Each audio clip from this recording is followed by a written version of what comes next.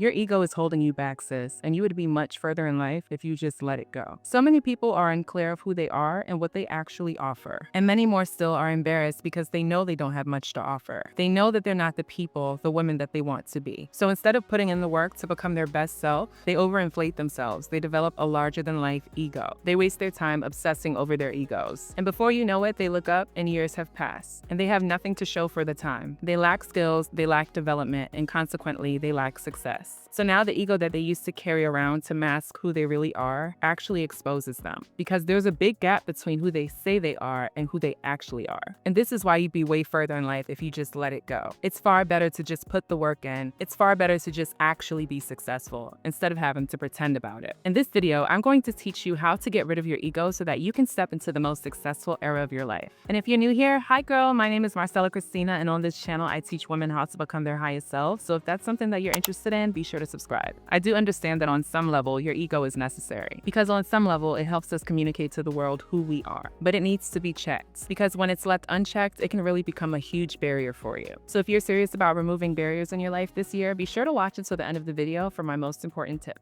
Let's dive right into it. To get rid of your ego, the first thing that you need to do is you need to follow the right leaders. The thing about people with overinflated egos is that they're often using it to hide something. There's something in them that they lack, and instead of addressing it head on, they're using their ego to cover it up. And while it may feel comfortable for them to hide, it ultimately will stunt their growth. And so the best thing for them to do is to find the right people to look up to. No matter how overinflated a person's ego may be, there's always one person that someone could admire. There's always one person that someone finds cool, and it has to be for the right reasons. The right leader has all the characteristics that you aspire to have. Essentially, they're strong where you are weak. And if you really want to get rid of your ego, you're going to have to admit this. You're going to have to admit that they're further along on the journey than you are. And you're going to have to admit that you need development. After all, admitting is the first step. And it's where most people with really big egos fail, because they just can't get out of their own way. They can't get over themselves. They need to be first. They need to be the best, even if they don't have the track record to back it up, even if they're the only ones that believe it. It's one thing to be confident, but being overly confident is dangerous. When someone is overly confident, they put themselves in harm's way. They stop putting in the work. They lose their focus. They lose their edge. And once that's gone, it's game over. Learn from people who are winning at life, especially women. If it's one thing a winner is going to do, it's win. And so it would be wise to take counsel from a winner. It's wise to take advice. It's wise to listen. And you should be grateful that they would even spend the time to share some of their knowledge and experience with you. If you're a woman, it's vitally important for you to be able to take advice from other women. I've noticed that some women have trouble taking instruction from other women. And my goodness, this is going to hold you back. And I think on some level, a lot of women are intimidated by successful, powerful women. We always talk about in society how some men can't handle successful women, but we never talk about how some women can't handle successful women. A woman that is assertive, that takes charge, that knows what she wants. These are the women that I surround myself with. And I do so because they make me better. I learn something new from them every day. But I'm able to do so because I don't have an ego. Yes, I'm confident. And to be around these women, you truly do need to be confident, because essentially they're bosses and they talk like bosses and they walk like bosses. So you have to be able to match that energy. But even as a boss, I understand that I don't know everything. I'm good at a lot of things, but I'm not good at everything. I'm right a lot of the time, but I'm not right all of the time. And so that's when these women come in and they make me stronger where I'm weak. And ultimately, they make me a better woman, all because I was willing to sacrifice my ego. I think that's a good trade-off. If you have the privilege of being around successful people, then you need to become a sponge. You need to understand that you have a unique opportunity that a lot of people don't. And so take full advantage of it. Don't be too proud to ask questions. Don't be too proud to take notes. Like literally just being in close proximity with these people is going to change your life. And you would be a fool to let your ego stand in the way of that. To get rid of your ego, you need to put in the work. If it's one thing a person with a big ego can do, it's talk. They can do a lot of this, but when it comes to putting in the work, they fall short. And that's so telling of them. They're so used to talking that they've normalized it. They actually think that talking can replace action, but it doesn't. You have to put the work in.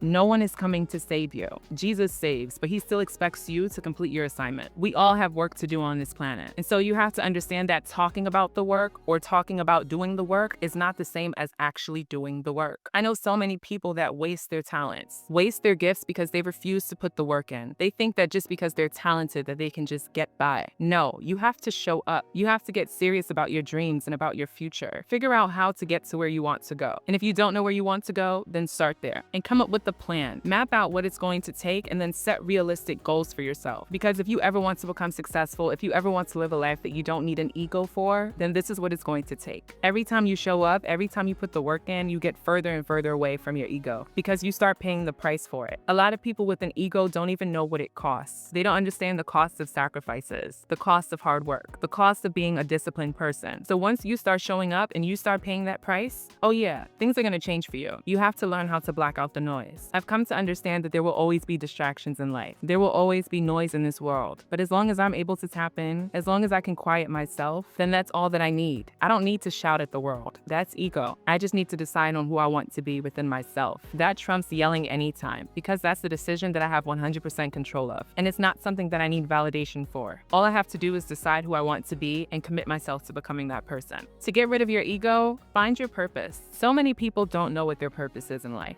So let me help you out here. Your purpose is a cause worth doing that is bigger than you, and it is always bigger than you. So let's unpack that. Your purpose is a cause worth doing. So what that means is that whatever it is that you're doing has to mean something to you. There are different causes in the world that help different people, and all of it is to the benefit of humanity. But when it comes to your purpose, you have to find a cause that is worth doing to you. What resonates with you? What do you wish you could change? Lean into that. Understand that your purpose is something that is always bigger than you. While it may give you some satisfaction to be able to help people, the impact that it has on the people is always bigger than how it makes you feel. This is what's going to fill your cup and fill your heart. This is what your purpose is actually made of. And when you're living this way, there's no space for your ego. In fact, your ego would be the last thing on your mind because you're so fulfilled by the work that you're doing. And it brings you so much joy that there's a humility that comes with it. There's a gratitude that comes with it. Do your best work. I truly believe that getting rid of your ego puts you in the best position possible to become successful because it is selfless work. I feel like oftentimes when it comes to work, if it isn't in someone's best interest, then they won't do it. They won't go the extra mile for it because they can't see the immediate benefit. But when you have no ego, you don't have this problem. Essentially, you're able to go and go and go and work and work and work. And so you become the best person to fill the needs of your customer or your business partners or whomever. And they feel that from you. They notice that. And so law of reciprocity, they want to give you what you've given them. When you get rid of your ego, you really free yourself from man-made constraints. And so you're really able to devote yourself to your work, which will pay off for you in the long run. Do your best to become a part of a community. The best thing about purpose-driven work is that it puts you around people who are also aligned with your purpose. And so you need to take full advantage of that. Make those connections, build those friendships, build those relationships. Invest the time to get to know these people. You will be 100% grateful that you did. To get rid of your ego, you need to reinvent yourself. One thing about the ego is it's stubborn. It doesn't want you to get rid of it, and so it's going to hold on for dear life. Reinventing yourself is one of the most effective ways to get rid of your ego because it essentially removes anything that it could hold on to. To do this successfully, you need to let go of your old self and the past. If there's one thing the ego loves to do, it's bringing up old stuff. The ego has to remind you of who you once were to try to convince you that you're still that person. Because again, it doesn't want you to get rid of it. But when you let go of the past, it has nothing to pull from. When you let go of your old self, the ego goes with it. Instead of wasting time thinking about who you were in the past, spend that time becoming the woman of your future. Become a woman that is made of the right stuff. Think about the people that you look up to. What do they value? What are their beliefs? How do they approach life? As you grow into this new version of you, use them as inspiration. Be committed to building the best version of you, and one day you'll wake up and you'll be so proud of the woman that you've become. And you have to walk the talk. It's not enough to just live this in your head. You have to walk it out in real life. The values that you hold should be evident in your life. You should build your life on your beliefs. You should share what you believe with the world because this is authenticity and it is the complete opposite of ego. To get rid of your ego, you need to stay gracious. No matter how high you climb, always remain grounded. If you apply the tips that I mentioned so far in this video to your life, you're going to see massive growth. Things are going to start coming together for you. And when they do, don't forget to remain grounded. Do not lose your head in the clouds because that just makes space for ego to come back into your life. And that's exactly what we don't want. Be a good human. Be good to yourself and to others. Always take care of yourself first because you can't pour from an empty cup. And whenever possible, help people. There are so many people that are in need of help. Most people are too consumed by their ego to ever help someone else. So be different. Do better. And once you're established, be sure to lead other women. Just like you were led to this new space, be someone that someone can aspire to become. And let them know that if they're willing to let go of their ego, they can level up just like you. Society is oversaturated with ego. Everyone is trying to outdo the next person, and they've completely lost the plot. It's not about outdoing someone. It's about becoming your best self.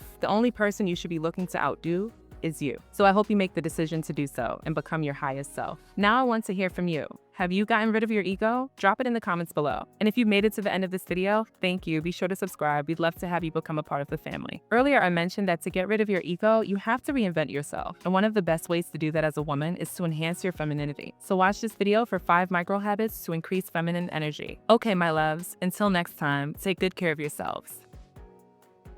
Bye.